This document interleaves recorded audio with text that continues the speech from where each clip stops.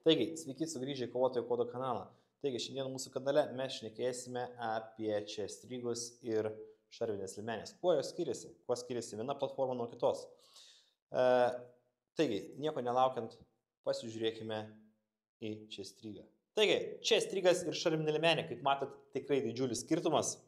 Vien pažiūrėjus vizualiai, šitas chest rigas yra iš Matuza Tactical, tai yra bazinis šaulio rinkinys, mod 1.14, yra dar 3 skirtingos versijos. Gerai tai, kad šitas chest rigas jau ateina sukomplektuotas, nuėjote parduotuvę, nusipirkot, pasimėt nuo lentynos, susimokėjot, išėjot į pratybas, į šaudyklą, susidėjot tai, ko jums reikia ir jūs jau žaidime. Taigi, ką mes turime ant šito chest rigo, tai yra gertuvės dėklas, 3 dėtuvių dėklai, bendros paskirties dėklas. Šitas chest rigas yra pagamintas iš 500D kordūro audinio, tai yra tvirtas audinys ir jis taipogi dar turi gale porą privalumų. Tai turime štai tokią velcro, kaip pasakyti, juostelę, prie kurios galime prikabinti štai tokį kabiką, analogiškai galime prikabinti čia ir tada, kaip pasakyti, turime daugiau vietos susidėti daiktus. Taipogi yra pasiaurintos PALS molės sistemos, kaip pasakyti, petnešėlis tokios, prie kurių taipogi galima prisekti pačius netgi tušių dėtuvių dėklus, kas yra patogu. Tada pasižiūrėjus ant petnešų yra štai tokios juostelės lipnios, kurias galime panaudoti laidams, racijos antenai ar iš kuprinės prasivesti Camelbacko šlangutę gerimui. Dar yra 3 skyriai tarp pačio diržo, kur galime susidėti užrašus, rašymo reikmenys, kompasą, telefoną ar beleką, kas jums būtų reikalinga. Tai galima čia susidėti. Kuo skiriasi chest rigas nuo šarvinės liemenės? Tai, kaip matote, šarvinė liemenė turi plokštės, chest rigas plokščių neturi. Ne visi variantai neturi. Šis variantas neturi. Esu matęs kitą gamintoją, kuris tikrai turi vietą, kur įsidėti šarvinę, kaip pasakyti, plokštę. Tai privalumai chest rigo, tai yra mobilumas, svoris, ventiliacija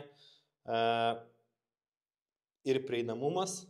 Tiesiog esi užsidėjęs į daug mobilesnis, kur galima jį naudoti. Tai šaudyklose, pratybose, medžiokliai, gal netgi. Turbūt galima būtų eiti ir žvalgybą, jeigu nusimam liemenę, bet turime chest rigą, nes jis yra iš tikrųjų lengvas. Nežinau, čia šiaip pagal viską turėtų būti 850 gramų, bet jis yra tikrai lengvesnis, aš manau.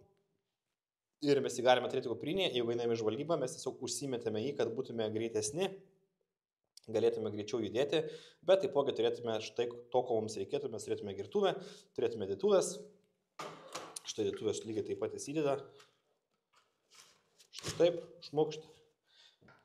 Ir galėtume eiti į žvalgybą.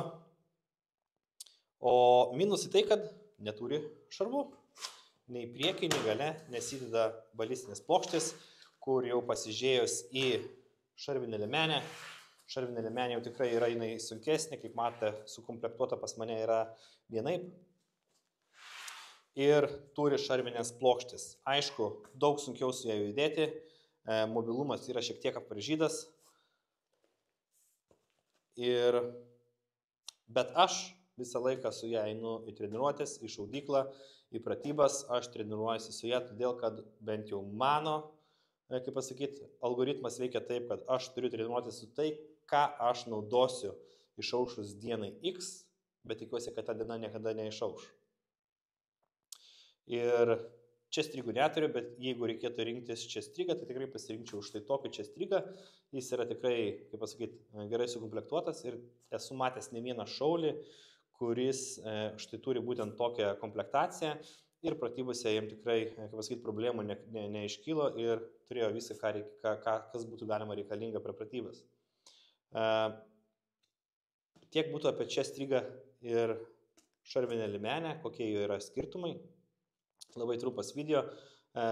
Vienas iš mūsų prenumeratorių paklausė, koks yra skirtumas, tai padarėm video. Jūs lygiai taip pat galite, jeigu tie, kurie prenumeruoja, arba tie, kurie žiūri šį video pirmą kartą ir pas mus lankosi Kovotojo kodo kanale pirmą kartą, parašykite komentarą, užduokite klausimą, jeigu mes negalėsime atsakyti į komentarę, mes padarysime video, jeigu galėsim, atsakysim, bet gali būti, kad ir padarysim ir taipogi video. Šiam momentui tiek. Mūsų kanale aprašyme kanalo yra nuorodos į mūsų Facebook puslapį, Instagram akauntą, taip pat Patreonai, ačiū Jums, ir Contribui, jūs galite nueiti, pasubscribinti į mūsų, kaip pasakyti, Contribui akauntą, paremti, tikrai būsim labai nuoširdžiai dėkingi Jums, be Jūsų nebūtų mūsų, ačiū už Jūsų peržiūras, už Jūsų laikus, ir jeigu dar neprenumeruojat kanalą, tai paprenumeruokit, uždėkit laiką ant video, parašykit komentarą, klausimą ir mes jį atsakysim. Šiam kartui tiek, ačiū Jums ir iki kitų kartų.